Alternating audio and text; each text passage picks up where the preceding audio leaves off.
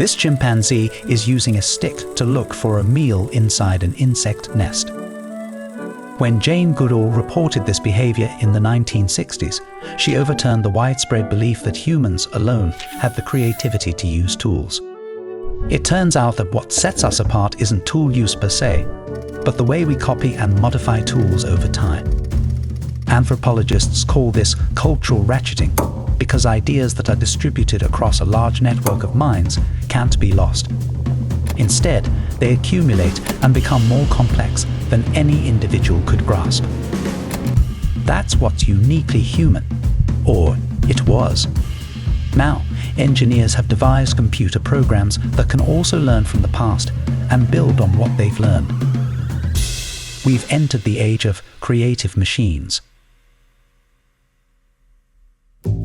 When we look at the innovations that have enabled human expression over the past centuries, they're easy to sort into two broad groups.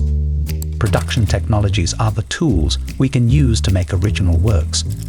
They evolve over generations, but their purpose is the same: to channel creativity from inside us to outside.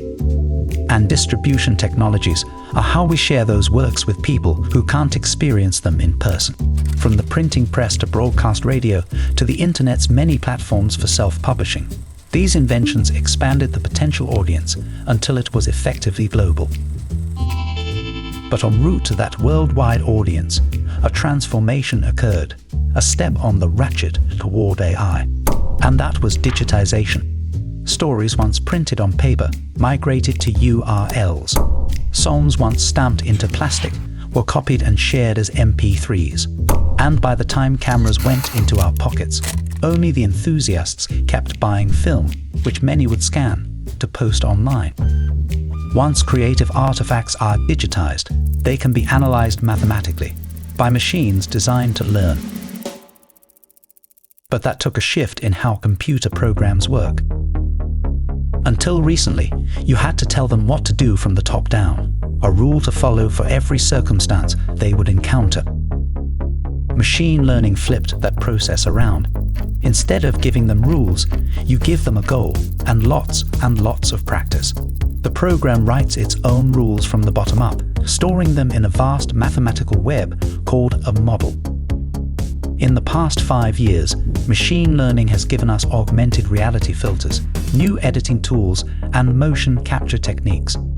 It's transformed distribution, with personalized recommendations that decide much of what we see and hear online. But AI developers didn't stop there. They kept scraping the internet to make bigger datasets to train bigger models on more powerful computers, until those models could be prompted to offer ideas of their own. They can write poems and melodies and code, make images of anything you can think of in any style you can think of. They're moving to video and 3D and VR. It's an incredible pace of change that can leave you wondering, where does human creativity fit in all this?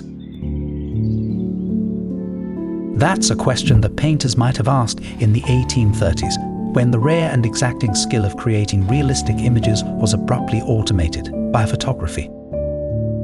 The new medium was not immediately accepted as an art form by painters, but they soon began to find reference photos quite helpful. And the next generation redefined the goal of painting altogether, sparking the whirlwind of innovation that we call modern art. It's been said that every abundance creates a new scarcity, and when you sit in front of a generative model that's asking for nothing but good ideas, it's your own creativity that feels scarce. Each dot on this map is an image that's been generated with stable diffusion, and they cluster in these congested regions: robots, celebrities, animals. So many back roads for unique thinkers to travel.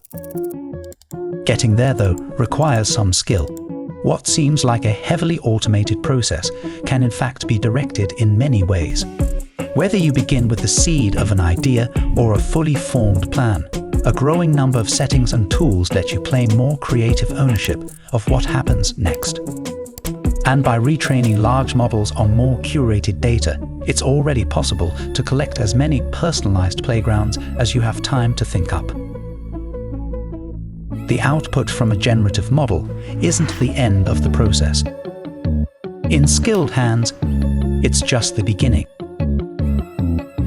For the first time, we have a technology with the attributes of a good collaborator. One that offers useful but unexpected ideas, that takes feedback and tries again. Gone are the days when we faced the blank page alone. And in exchange, you and your audience will never really know where you end and the machine begins. I won't lie and say that I know where this is going, but we know that there's no going back.